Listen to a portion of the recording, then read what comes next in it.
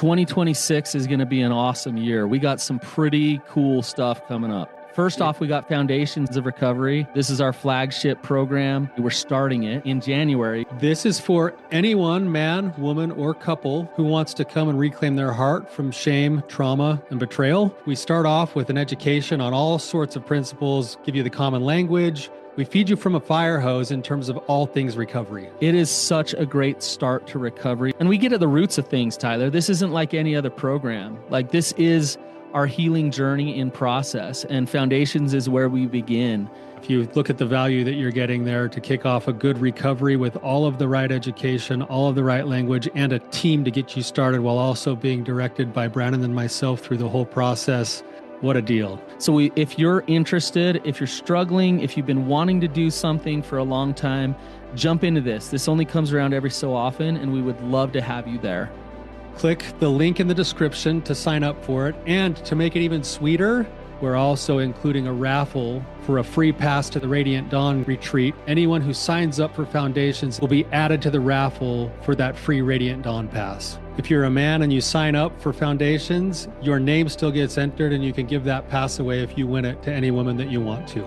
So what you're saying, Tyler, is if you sign up and participate in Foundations, you could possibly go to Radiant Dawn for free?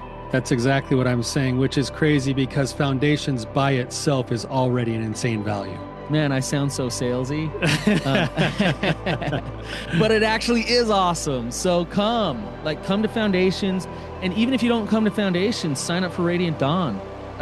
It's beyond therapy, the best healing experiences that you can have. Click the link below and come join us. How do I date with intention after divorce? Welcome to the Therapy Brothers podcast. I'm Brannon. I'm Tyler. We're brothers. We're therapists. And we know recovery. Bring your stories, your questions, your successes with real recovery.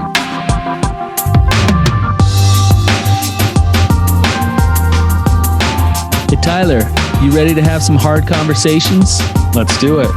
Let the Therapy Brothers podcast begin. All right, you guys, welcome to the Therapy Brothers podcast. It is just me today.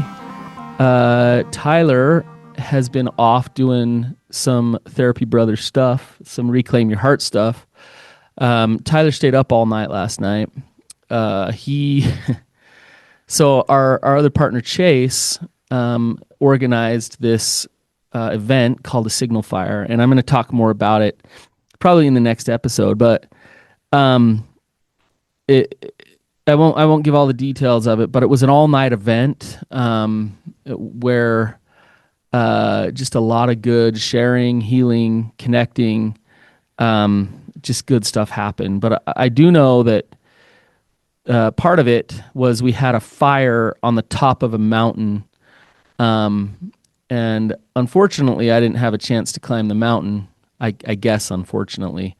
But Tyler did, and so he climbed a mountain last night at like 10 o'clock at night, and it was steep. It was hard. He spent the night up on top of a mountain during the winter solstice, longest night of the year in December, but it was like a warm December night. It was really odd.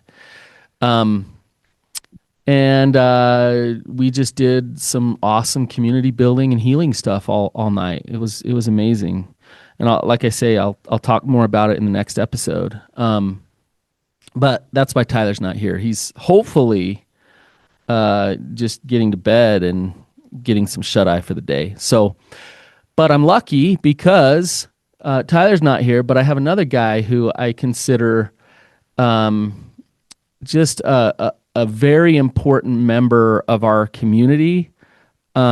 He's been just a self-reflector and a man who's willing to do healing work on his own. I've known him for years, and he's attended several retreats, many events, group work. He's gone through the content of Reclaim Your Heart. He's in the process of it. He's awesome, and what's awesome about him, and unique in many ways, is a lot of people come to our program and our platform because of relational stress. And not to say that he hasn't had any, but he's single and he's still doing this work and he's still willing to like do the deep dive on himself. So, Stephen, welcome to the show. It's good to have you. Good to be here. I gave a little bit of background of you, and I couldn't help myself. But if you could give a little bit of background of what's going on with you, where you're at now in your life, and we'll kind of go from there. All right. Well, I was divorced about a year and a half ago and really had to decide why all my relationships kept failing in the same manner. And I guess I finally realized that the answer lied within myself and not everyone else, and started to choose recovery, to choose healing, to start attending retreats and doing the hard self-reflective work, which hasn't always been easy. It's been a very unlinear road. Lots of step ups and step backs and move forwards and move backs. And Stephen, you said something that I feel like just a lot of people never get to and are unwilling to actually face. And you said the answer lies within myself, not everybody else. How did you get humble enough to own that and to look at that? I know that's kind of a tough question, but like how are you able to actually turn and face it and say, how like, what am I doing here?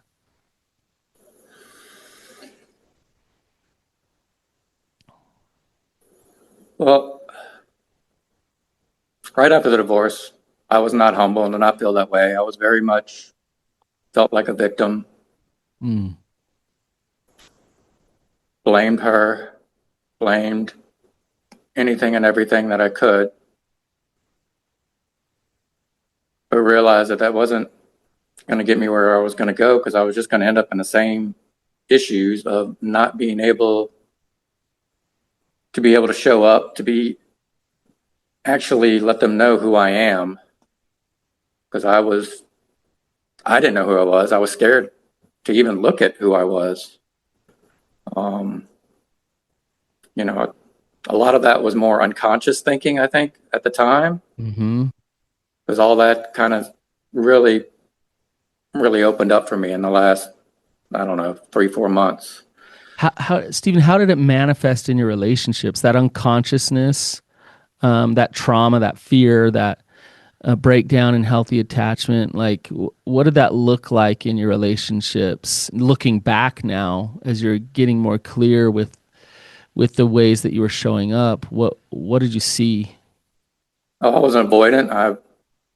Anytime there was conflict, I would disengage, go away, hide, not talk about it, hope the issue would blow over, and never come back and re-engage. Even while I was married and going through therapy and trying to put that in practice, but it was just so, I really didn't have the tools then, because I was so attached to her, and if she wasn't happy, I wasn't happy. And I couldn't, I froze a lot of times instead of being able to emotionally regulate. And towards the end, I had started to be able to get there. And I think, I don't know what the future might have held if I had been able to do that or go to change the outcome at all. But I do know that I wasn't showing up, and didn't know how to. And to be able to learn and grow this last year, and just to be able to look in the mirror and actually recognize the man in front of me and actually start to like him. It's interesting what you're saying, Stephen, and I just want to highlight it a little bit because, and you can tell me if I'm off on this, but I think I know you well enough, and know your story well enough. But what I'm hearing you describe is a man who did not trust himself, know himself, um, and was trying to use a partner to be okay. When things weren't okay, there was avoidance because it was something that you couldn't tolerate because you needed your partner to be okay. And so this like codependency slash independency avoidance in a relationship, where you're using a partner to try to meet your needs for self-worth. And what do you know, Stephen? It's interesting. Interesting that you say, when I look in the mirror, I can now see myself. Like, to me, what I'm hearing is that you're doing the right kind of work now. Where a lot of times when we meet with couples and things like that, it's we sit down with them and there's they say things like, well, I'm trying to do this or I'm trying to do that to rebuild trust or whatever, and we'll dive down to like, but hang on here. Have you healed the pain? Have you dealt with the trauma? Have you gotten your answers about who you are and what God made you to be? And so I think it's interesting you say, I don't know if it would have worked out anyways. And if you were to show up in that relationship as the man that you are today, it probably wouldn't have worked. Do you know why? We wouldn't have been real compatible. Right. Right. Um, because you're showing up as a more vulnerable, honest, healthy man now, and that would be very uncomfortable, right? Mhm. So you're doing this work, Stephen. Let's talk a little bit about the work that you're doing, or the work that you've done. Some of the most profound things, experiences that you've had, that have created shifts for you and given you some answers. And then after that, we'll then get into what does that mean for dating. Okay. Okay. So, um, so yeah, just tell me what are some of the most healing things that you've discovered, paradigm changes, just shifts that you've experienced. I think the first one that really set it up was right before I came to the first Rising Sun retreat. Was having an experience where I woke up early in the morning and just heard this voice saying, "You need to tell somebody your deepest, darkest secret before you go." Mm. And to be able to tell that to a friend and him not run away and him to sit there with me in it with me. And then to be able to go to the retreat, say it again, and be able to, during the holotropic breathing experience, was able to see that boy and love him and forgive him, Mm. tell him he's not alone. That was my first big experience, and that shifted a lot. And And what then, what I'm hearing you say, Stephen, is it's not like you just went to a therapist and you talked about how you should love your inner child. You actually had an experience of loving your inner child. yes, Yeah. Rachel, Yeah. Wow. control of it. And then being able to start doing the reclaim your heart work and start looking at my traumas and facing my false core beliefs and learning to rewrite them Mm-hmm. and learning to, embrace the kid that I never really got to experience, just because I didn't have the confidence, and doing some IFS work that, revealing some traumas, and just along with EMDR, and just opening up and seeing how all this played into me just cowering and pretending to be somebody I wasn't, and not knowing even who I was, and being able to figure out, okay, what do I like? What are the fun things I like to go do versus what I think somebody else wants me to go do. That's what I've seen in you, Stephen, is like a permission to just be, to be playful, to have fun, to let go. And it's been awesome to watch you do a combination of two things. I've seen you like let go of some pain. But I've also witnessed you have some fun.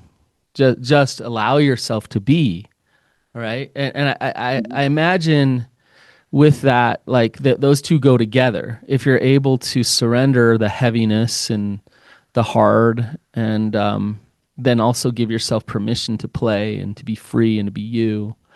Can you speak to that some? Yeah, I think a lot of it just comes to being able to let myself experience emotion instead of shove it in a box and hide it away. To be extremely sad, angry, but then also realize that if I hide that, I also hide the joy and the happiness and the fun, and just being able to learn to experience all the emotions. They might all not always be simultaneous, but there have been times where I've been extremely sad, but also extremely grateful and joyful and hopeful for what's coming. Yeah. That to me, you're describing the process of healing, is what I'm hearing.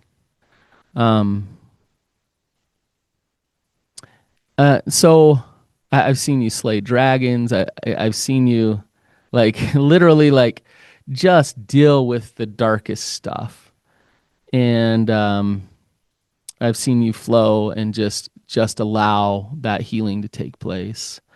And you're a different man now than when I first met you. So okay, let's and the work isn't done. The work is ongoing. It's always ongoing.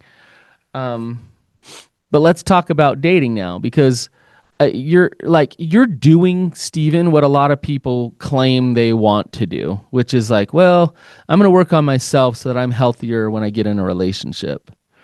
And a lot of people don't work on themselves, don't get healthier, and they jump into a relationship, and it's just like their old relationship, and they repeat the same patterns again, and they end up with the same results, and then they turn around and they say, how am I in this spot again? And say, well, did you do the work? And Stephen, you have done the work. So what does that mean for dating? Are you ready to start dating? I am. I'm Okay. It's scary, but I'm also ready to start putting some of this work into practice, and trying to see what are my weaknesses that I still need to work on. Where am I doing well? How can I show up?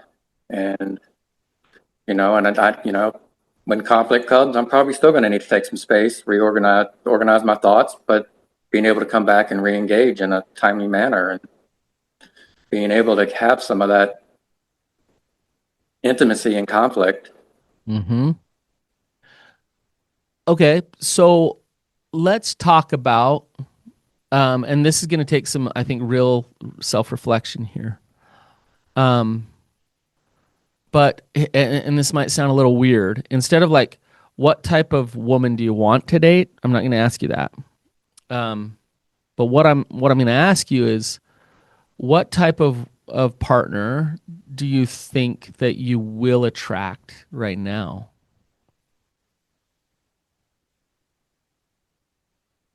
One who loves God and Jesus and wants a daily relationship with Jesus, Okay. who's in the growth and healing mindset,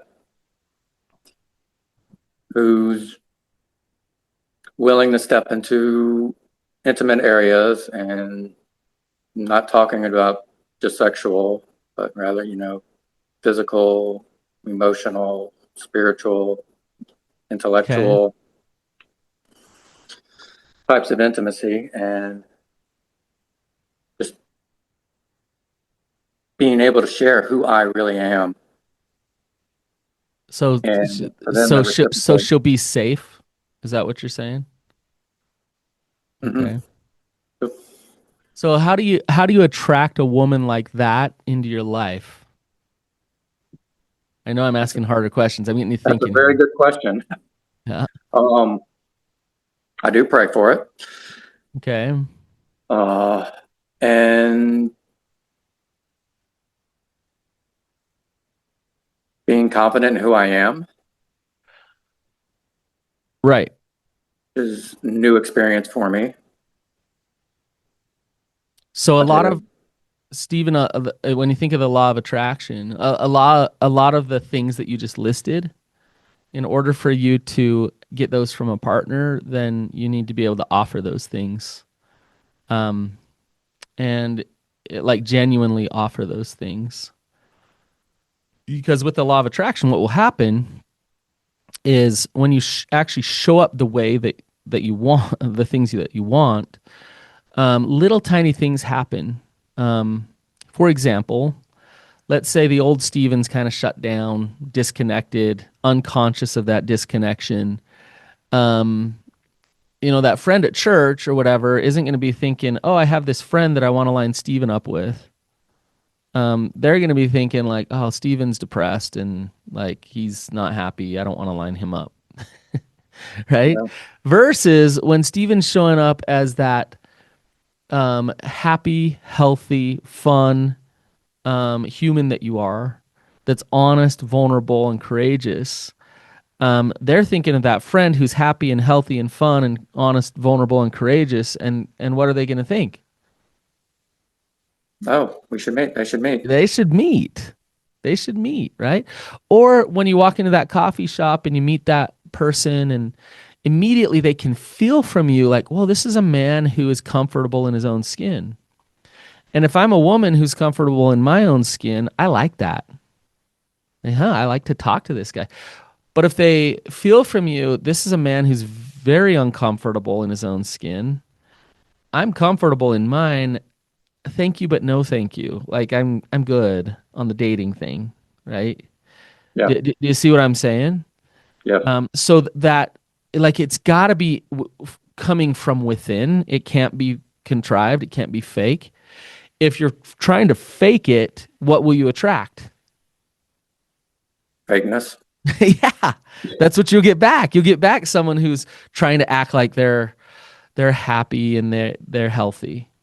Um, and you don't have to be perfect. But I had a friend who really wanted a girlfriend, really wanted a date, and but he wanted the perfect girl. And in his life, like he was far from it. I love the guy, but far from it, right? Hmm. And so I'd kind of watch, and he'd just reject all girls, just like whatever, like no, not interested, not interested, not interested. And I'm kind of like, well, like maybe you need to do what you're talking about, Steven, is stop, look within, and actually understand how you're showing up in the world, because you're not these girls that you want to get that are so perfect. They're not into you. Like It's just not happening, right? Um, so okay, let's talk about dating with intention a little bit. You just listed off some things um, that you want, but what does it mean to date with intention to you? To set out to be able to state what my values are, what I'm looking for, Okay. and showing up vulnerable, but not trauma dumping, Okay. and being able to, you know, start to identify attachment styles without it being like total therapy work, you know. I think good relationships are total therapy work. Like that's what relationships are. They're great therapy. Um, but let's back up just a little bit, Stephen. Like this word intention. Like, what is intention?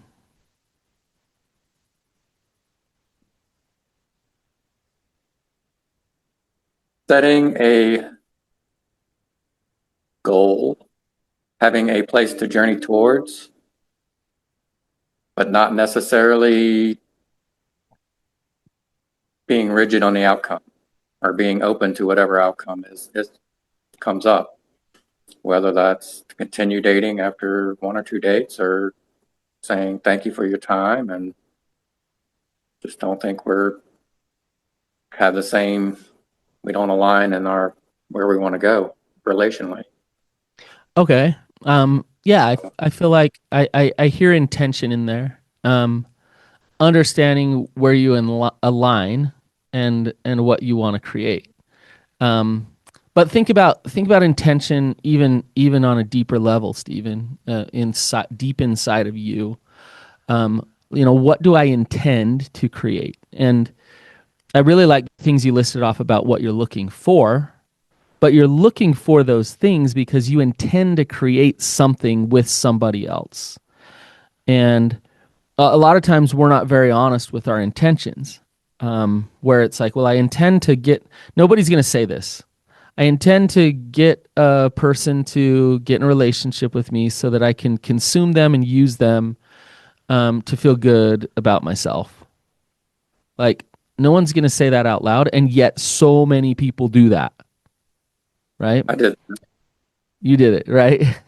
Like, if I were to ask you what were your in, what before, if I were to ask you before that relationship, what's your intention? You wouldn't have said that to me because you were unconscious of it, and also it's Correct. hard to admit that. Yes.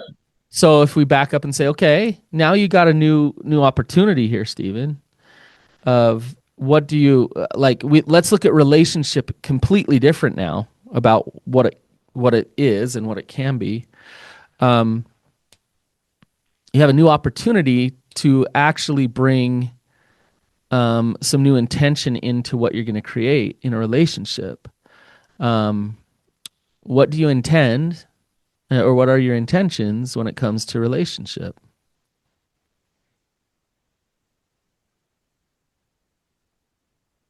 Being able to act as a family. And I realize that at my age, kids are probably not going to happen, or new kids are not going to happen, Mm-hmm. um, which that's okay. And just being able to, but still be able to have an impact as a family on other people to show what healthy living is, what a healthy relationship is. Mm-hmm. So I heard a couple things in there. I heard that you intend to create a family. Yeah. Yeah. However it may look, you intend to create family. Yes. Okay. I heard also that you intend to set a good example. Yeah. To Is be a that role model that, be a role model, set a good example of a healthy relationship. Okay. yeah, Um, being able to express emotions and so you also there's intention there to connect on an emotional level. Yeah. There's no right or wrong answer to this. I think it's just to get clear with yourself of what you're setting out to create. Because if you're clear with that, then you'll actually look for a partner who has those similar intentions. And if you show up with that intention, with that energy of this is what I want to create, then they will manifest into your life. They will come to you. But you need to believe it fully and show up as it fully and be completely honest with yourself. Because all day long you could say, I intend to create family, when deep down you might be intending to do something completely different. Are you following me? Yeah. So to back up and say, okay, like I want to be clear with how do I show up today as a man who is out to find someone that I can love, someone that I can create family with, somebody that I can also help others and create a good example and some mentorship for others with. Right? How do I live my life and do things so that I can be that type of man in a relationship to find that type of a woman? Right? Yeah. Being honest with myself and looking at what my actions actually project. Yeah. Yeah. And Stephen, you're doing that work. Like I hope you know that you're in the process right now. Yeah. Are you resonating, or is your energy exactly where it needs to be to create that type of a relationship? I think you're on your way. Right? Yeah, I'm ready to stick my toe in, cross the threshold. Yeah. If it were. And you know what's going to happen when you do? There's going to be some stumbling that will happen. You'll some opportunities for some more consciousness of like, oh, I thought I was pretty healed, and then I got in this relationship, and what do you know? I'm showing up desperate, or I'm showing up needy, or I'm showing up whatever. Like, interesting. Why? Where's that coming from? I'm just making stuff up, Stephen. But so you'll stumble. You'll cross that threshold and you'll stumble. Totally normal. So what I would say is, let's say you find that woman, or at least you think she's that woman, right? Mm-hmm. I would say engage in a relationship. Like I didn't say get engaged. I said engage in a relationship. But maybe take your time a little bit. Don't be too careful, but also like really test it out. How am I showing up? When I say I don't want to be avoidant, I want to notice how much I'm going into avoidance or not here. Mm-hmm. When I say I want to stay fun and free that inner child and be me, how much am I me in this relationship, right? And you'll get feedback from the relationship itself about like how much that emotional connection's happening, that spiritual connection, that intimacy. You'll get that feedback, and for you to say, huh, okay, like, yeah, this feels good. This is like, I'm going to move forward with this, or I got more work to do. We're not ready for this, right? Stephen, what are you thinking about as I'm talking away here?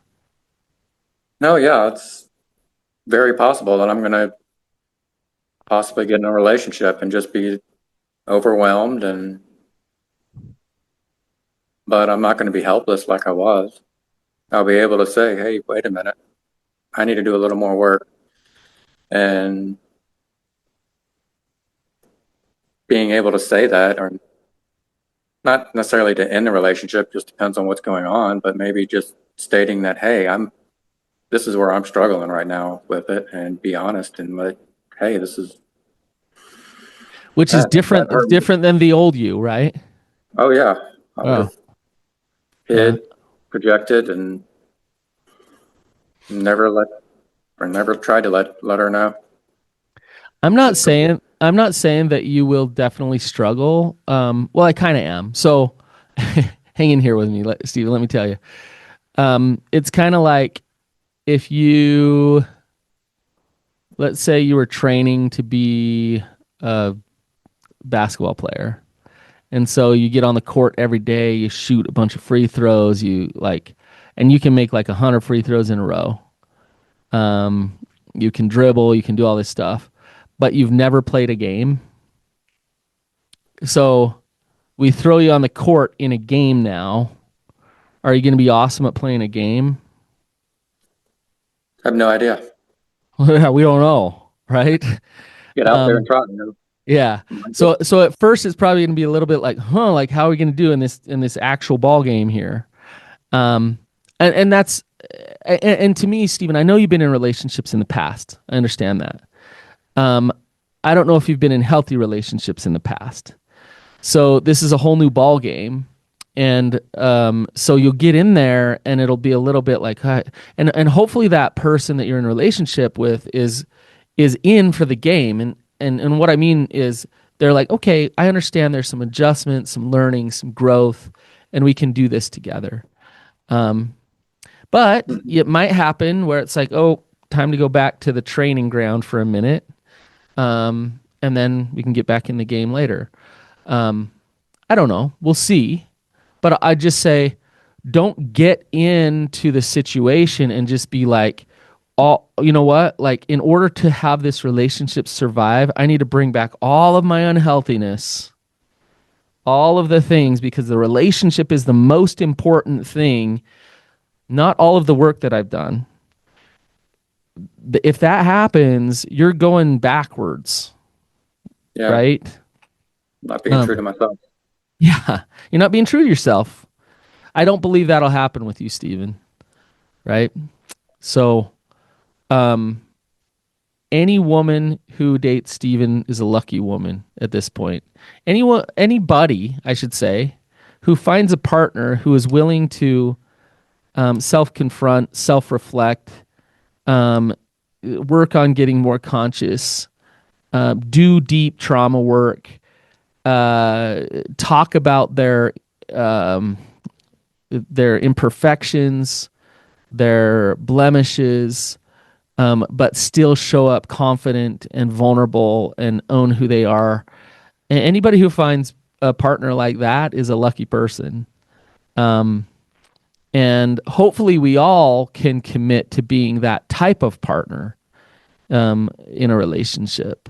So, Stephen, I just really appreciate you for everything, for the example you are to me of someone who's willing to work hard on themselves, somebody who's willing to cross thresholds, do deep trauma work. I really appreciate you, and I want you to know that you already are a great mentor to a lot of people, and the work that you're doing has ripple effects beyond just you. And I hope you know that. Stephen, any last thoughts, words, any last questions? Yeah. There's also with who I want to be with. There's a metaphor I've come up with I want to be able to unpack a suitcase, not have someone unpack it for me, but just to sit in the room with me while I unpack it. And witness it and just kind of see. Yeah. But they don't run out the door. They don't run out the door. They don't feel obligated to do the work or feel uncomfortable with the fact that I'm doing the work and they're just witnessing it. Can you be the witness? If they come and they start unpacking? That's going to be a hard part for me, not to try to fix stuff, but Yeah. But I'm willing to give it a leave that one in there. That's too uncomfortable. Put it back. Right. Or, that's so uncomfortable. I can't look at that. That's, whoa, I got to run. Yeah. To just to love them enough to allow them to, be that vulnerable in a relationship. You want that from your partner, and hopefully be able to give it as well. You want to be able to give it as well. Yeah. But I love that analogy. That's a beautiful analogy. It's interesting. A lot of people think that healthy relationship is about objective, and what I mean by that is they think that it's about accomplishing something. Let's figure stuff out. Let's figure out how to agree enough, or make a plan, or move forward to create this or create that together. And what they miss out on is healthy relationship. Oftentimes has nothing to do with objective, like what we're trying to accomplish. It just has to do with witnessing. It just has to do with being present, holding space, feeling validated, seen, and just known. And I'm not talking about in a weird codependent way, unhealthy way. I'm talking about just being seen, and that's it. So I love your analogy. It's a great analogy, Stephen. Thank you for coming on. We had the feedback that we don't meet enough with single guys, so Stephen heeded the call and he came on. And I think this has been a good talk about dating and intention and also just deep healing. So, you guys, if you appreciated this episode, leave a review, mention Stephen, thank him, and for anybody listening, we'd love to have you join us on YouTube and check out reclaimyourheart.org. And until next time, keep on keeping on.